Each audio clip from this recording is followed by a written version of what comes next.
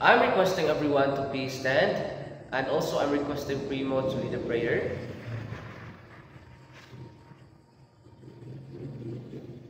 Amen. Good morning, class. How are you today? Very good. So now, you may take your seat, and let's check your attendance first. So, if your name is called, say present. Understand? Okay, very good. Alcansado, Alimania, Alabar. Very good. No one is absent for today. So, as a reward, I will give you 5 points para sa ato nga next long quiz this coming Friday. Okay? So, clap your hands for yourselves. Yes. So, very good kayo, no? Kaya wala absent ka ron, no? So, now,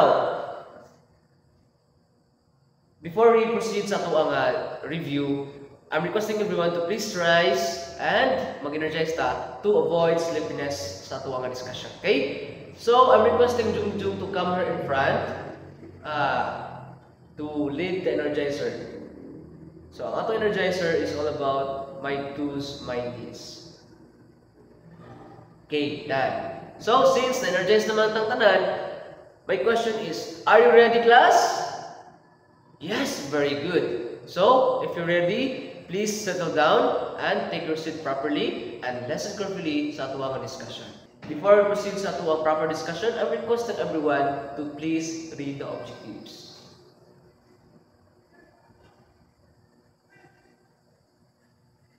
Okay, done?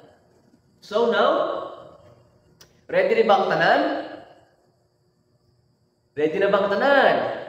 Okay, very good. So now, our topic for today is all about data security and data issues. So let's have data security first.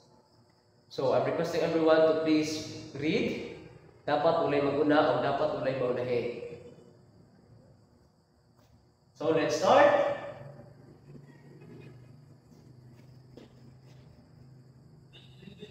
Okay, done. So, unsa kuno ang pasabot sa data security? Data security is all about practices, policies, technologies designed to protect digital information from unauthorized access, use, disclosure, disruption, modification, or destruction. So now, let's talk about the 4 different types of data security. So, number 1, I'm requesting everyone to please read. Okay, done? Kinsa may na-idea unsa ang mga examples sa unauthorized access? Anyone?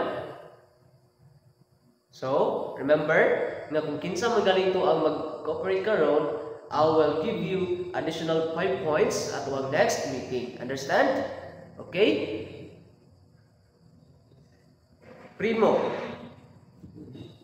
can you share your ideas unsa ang mga examples sa unauthorized access?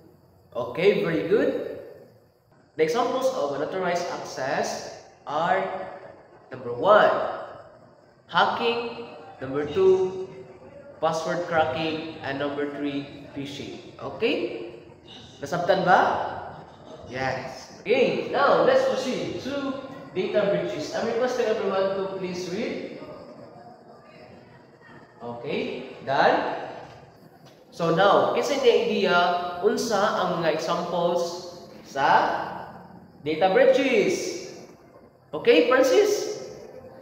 Stand up. Can you give your ideas unsa ang examples sa data breaches? Yes, correct? Very good. Let's clap our hands for Francis. Yay! The examples of data breaches are, unsa ganito? Number 1, hacking. Number 2, malware attacks. And number 3, phishing. So, those are the examples of data breaches. So now let's proceed to number 3. I'm requesting everyone to please read. Okay, done. So, kinsa ang na-idea na po kung saan phishing and cyberbullying? Can you give me an example?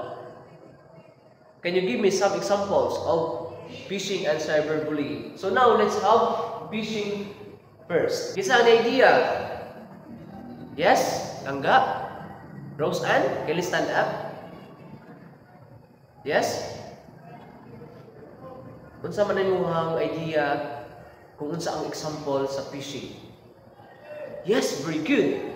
So, let's clap our hands for Alemania. So, the examples of phishing are email phishing, SMS phishing, and whaling. Who wants to answer the examples of cyberbullying? Okay, Shaira? Yes, very good. Yes, correct. You may now take your seat. Very good. So, let's clap our hands for Shaira. Yay. So, the examples of cyberbullying are harassment, online stalking, and cyber threats. So now, let's proceed to number 4. Okay, so now, kinsa man ay na-idea unsa ang mga example sa device security? Yes? Langga? What's your name? Okay. Ronaldo, can you give me some examples of device security? Yes, correct. Very good. Let's clap our hands for Ronaldo. So Langga, you may now take your seat. You have extra 5 points for our incoming long quiz next meeting. Okay?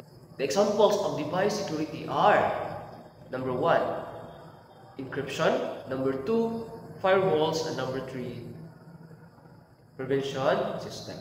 So, now, since dahil naman ta sa ato ang data security, let's proceed sa ato ang data issues.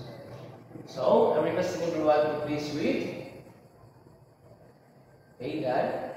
Unsa daw kuno data issues? Data issues refers to problems or inconsistencies affecting data quality, accuracy, reliability, or availability. So, now, we have 4 types of data issues. So, let's have number 1. I'm requesting everyone to please read. Okay, dad. So now, who wants to answer? Yes, Carlo? What are those examples of data accuracy? Yes, correct.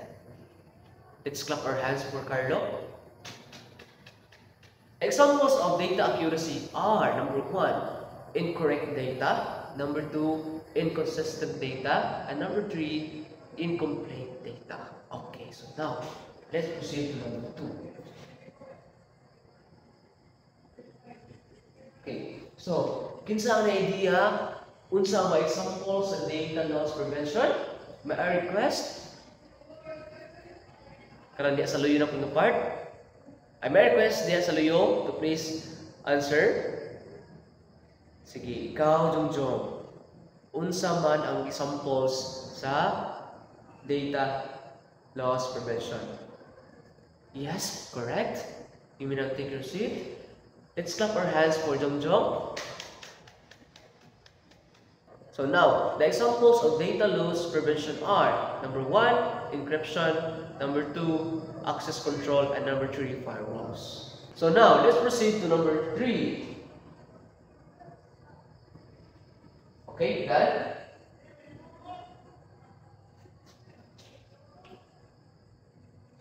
So, kinsa ang na-idea? Unsa ang mga examples sa cyberbullying prevention? Di ang part sa liyo. Sige, ikaw Langga. What's your name? Sige. Ikaw, Kervin. Can you give me an examples of cyberbullying prevention? Yes, correct. Very good. You may now take your seat. Let's clap our hands for Kervin. So now, the examples of cyberbullying prevention are: number 1, monitoring software. Number 2, blocking apps. Number 3, anonymous reporting tools. Okay? So, now, let's proceed to number 4. Okay? Done? So, kinsa ang makahatag og answer examples or answers sa digital equity. Okay? Let's have Dale. Sige, Dale. Si Dale. Okay, Dale. Can you give me examples of digital equity? Yes, correct. Let's clap our hands for Dale. So, Dale, you may now take your seat. Thank you. Examples of digital equity are: number 1, digital citizenship program. Number 2, coding classes. And number 3, online resources. Okay, so that's the end of our lesson class. Any question? Okay, none? So now, since ato namang nasabtan unsa ang data security and data issues, let's have an activity. Number 1, to fully understand our lesson for today.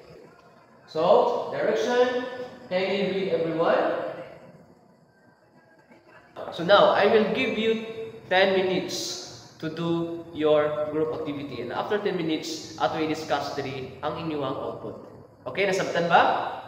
Okay. Okay, let's clap our hands for group 1, 2, and 3 for your good performance sa tuang activity.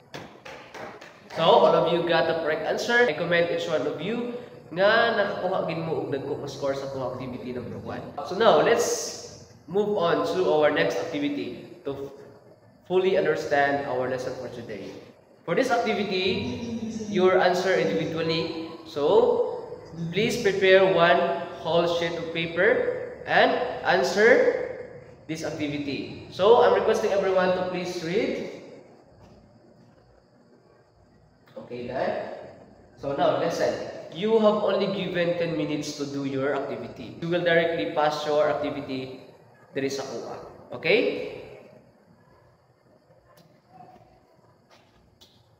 So now, since na naman ta sa to ang second activity, I would like to commend all you class nga you got the